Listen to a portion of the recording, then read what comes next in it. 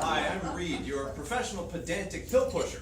Are you feeling all right, Scott, after that?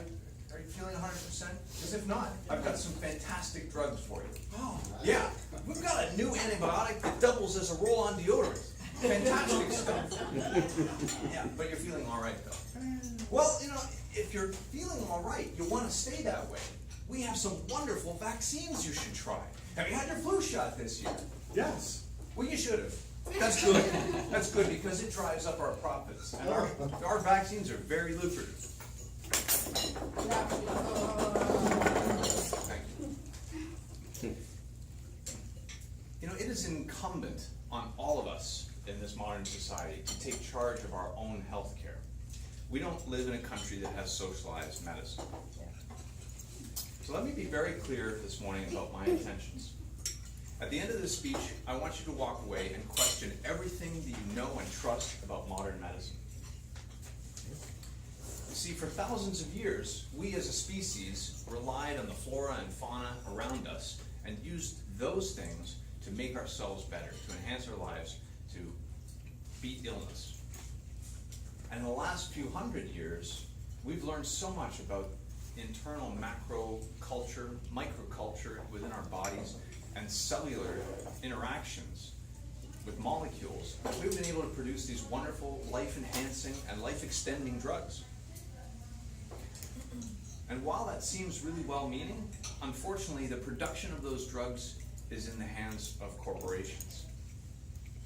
And the problem with corporations is that they're beholden to shareholders, and shareholders demand profits. And they're also beholden to executives who make decisions, whose bonuses depend on profits. If you have any notion whatsoever that the production of drugs and drug companies' intentions are for your well-being and benefit, I'm sorry to shatter that assumption for you now. Drug companies have only one thing on their minds, and that's to sell more drugs. If you're lucky enough to be part of our Google groups, you would have received the document that I sent the other day. And it shows that all of these major pharmaceutical manufacturers have been subject of major fines. The majority of those fines are the result of a drug company being licensed for drug A to accomplish this task. And the drug companies have said, you know what, that's not good enough for us. We need to make more money. We're going to market this same drug for all these other things in the marketplace, even though the FDA did not approve us for that. Question comes to mind, who polices the police? We've been learning in Ferguson, Missouri that it doesn't work very well. And I'm sorry to tell you also that the drug companies run their own drug studies. It's not an independent organization, it's not the government. They run their drug studies and they report the findings that they see fit. They suppress the negatives, pump up the positives, and tell us that this is safe stuff. And then they take that information, send it to the government, and the government creates drug policy, vaccine schedules. And the doctors follow those government policies fairly blindly. And then we as a society trust our doctors and follow those recommended vaccine schedules and use drugs that we shouldn't have. Where am I going with all this? You're about to find out. The real purpose of my speech today is to teach us all how to be assertive, which the manual that I'm working from teaches us that there's a 4-step method. Step 1, state the problem. A good example, something like, Thomas, your shoes stink. Well, that's not the real problem. The problem is, I can't breathe because your shoes stink. Step 2, tell your feelings. Tell how the problem affects you. Well, if I can't breathe, Thomas, I can't finish my speech and get my advanced communicator bronze today. And I really want that. Step 3, propose a solution. Well, your shoes, and possibly you, could go outside so that I can breathe and finish my speech. Describe the consequences. When I finish my speech, I get my advanced communicator bronze, and I might be so happy that I might buy you breakfast. Not likely, though. See, I'm a little inebriated this week, and I can't remember where my wallet is. That's me too. So now that you know the 4-step process, we have to do a role play. And the lovely iBosscats has agreed to do a role play with me. So come on up here, I give her a round of applause. Step back there, how about that? We'll see how this goes. Now, I is going to be my wife in this conversation, and I'm going to assert that my wife should not be slipping prescription meds into my food anymore. You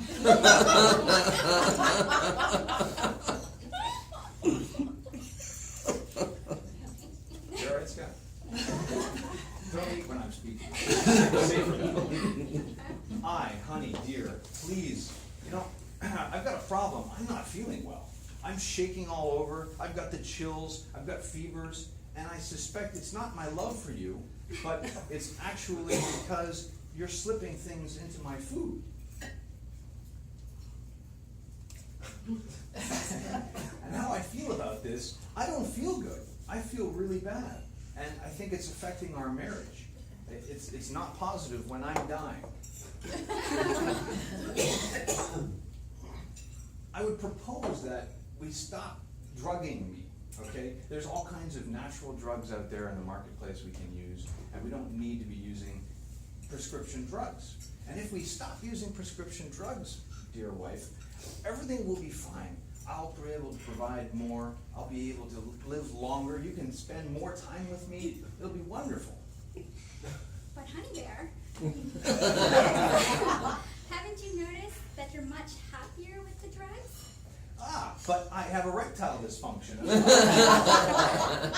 haven't given you that pill yet.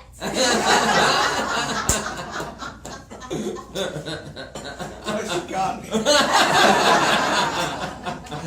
I have a number of other signs. I'm nauseous all the time. I can't eat your wonderful Japanese cooking. It makes me want to throw up. So you see, it is a shame. See, these drugs, they're not helping. I mean, yes, okay, I'm a little bit happier, but there are other things we can use for that. There's a number of natural remedies. 5-HTP is a fantastic one. Has no side effects whatsoever. I found it to be very effective. So let's try that. What else are you putting in my food? I'm putting a little bit of this, a little bit of that. Can we agree that none of a little bit of this and a little bit of that are good for me and good for our marriage? And I'd really like you to stop doing that because it'll be better for us. But I work for the pharmaceutical company and they make the money. If I don't give it to you, how are they going to make the money and pay me? We'll find you another job. What's important here is that I'm still alive 10 years from now. That is a good point. I'll stop putting those medicines in your Excellent. food. I will!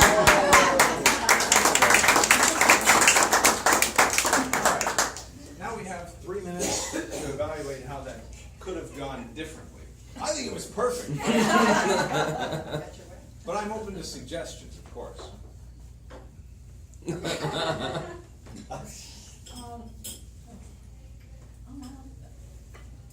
I don't see the connection. Like you were talking about with the pharma, what the drugs are doing to us. But I don't understand, all of a sudden, now she's giving you the drugs. I didn't see it connect. Just 100%. Yeah, it's probably the part I didn't, I kind of agree with Kathy. It's the only part I didn't quite believe about the role play. If I accused my wife of drugging me, whether she was or not, she'd be very annoyed at me for accusing her of that without any proof, other than that my hands were shaking a little. You're accusing me of drugging you? You're saying I's performance wasn't convincing. Actually, I's performance was very convincing.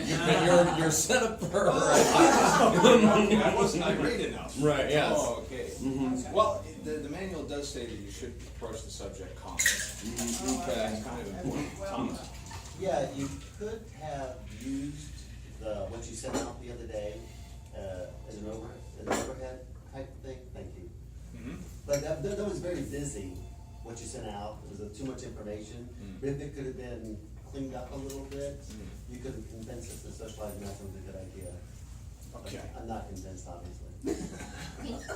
In most of those dialogues, it's not going to be a speech by one party